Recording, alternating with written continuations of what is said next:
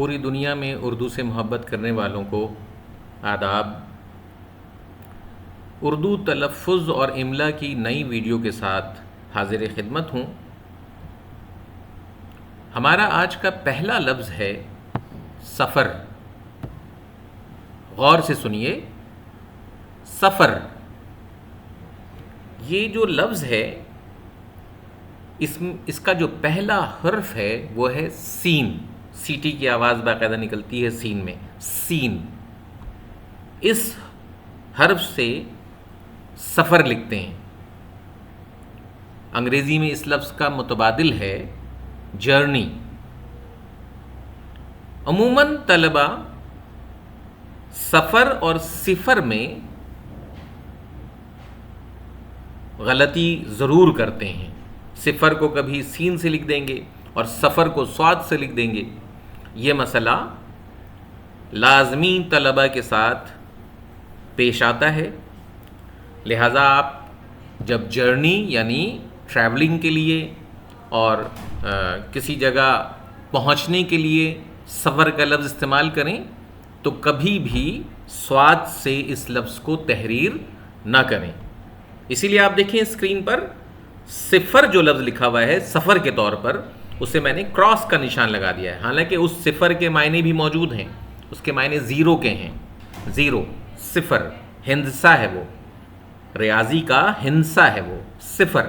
لیکن سفر کے لیے بھی طلبہ اس طرح کی غلطیاں کرتے ہیں، لہٰذا اگر آپ بھی اس قسم کی غلطی کرتے ہیں تو آئندہ ایسی غلطیوں سے بچنے کی کوشش کیجیے اور جرنی کے لیے، ٹریولنگ کے لیے، ایک جگہ سے دوسری جگہ پہنچنے کے لیے سین کا لفظ استعمال کیجیے سفر کے لیے۔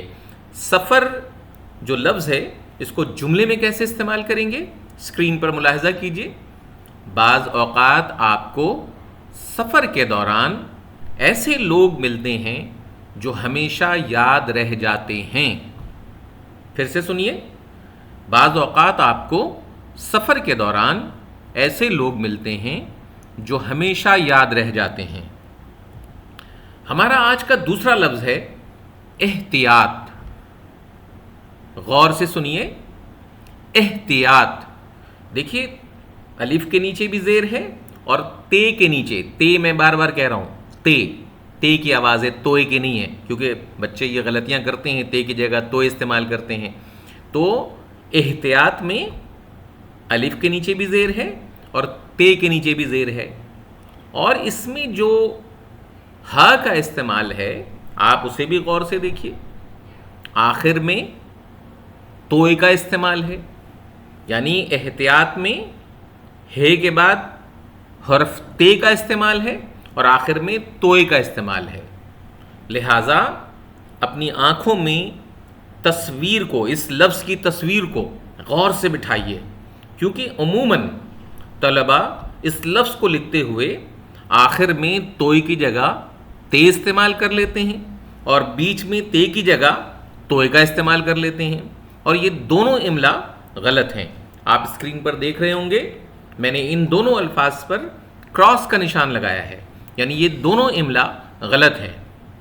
صحیح املا اب آپ کے سامنے ہے۔ اگر آپ اس قسم کی غلطیاں کرتے ہیں تو ایسی غلطیوں سے بچنے کی کوشش کیجیے تاکہ آپ کے تحریر اور آپ کی گفتگو میں تلفظ کے ساتھ ساتھ املا کے اصولوں کا بھی خاص اہتمام ہو سکے۔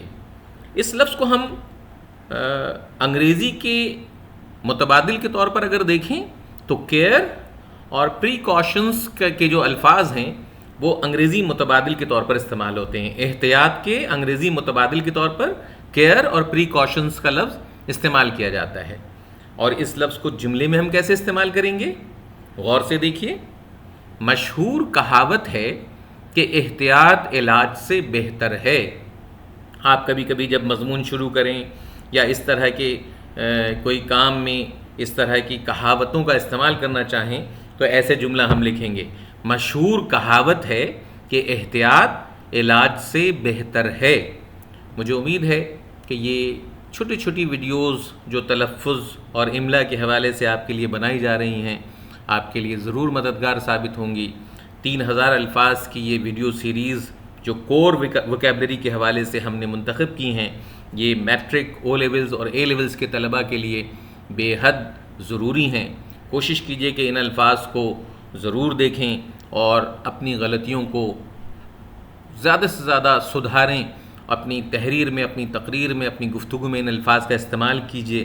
آپ اگر ان الفاظ کو اور محاورات کی سیریز کو ترتیب سے دیکھنا چاہتے ہیں تو پلے لسٹ میں جا کر ان ویڈیوز کو ترتیب سے دیکھ سکتے ہیں۔ ایپیسوڈ نمبر 1، 2، 3، 4 ڈالیں گے اردو تلفظ اور املا کی سیریز کے لیے۔ اسی طریقے سے اردو کے جو محاورات ہیں، ایڈیمز کی سیریز جو ہیں، اردو محاورات کی سیریز، اس کے لیے بھی ایپیسوڈ نمبر 1، 2، 3، 4، 5، 6 اس طریقے سے ڈالتے چلے جائیں گے اور ترتیب سے آپ کے پاس یہ الفاظ اور محاورات آتے چلے جائیں گے۔ ملیں گے پھر انشاءاللہ کچھ نئے الفاظ کے ساتھ اور آپ سے ملاقات ہوگی۔ اجازت چاہتا ہوں، خدا حافظ۔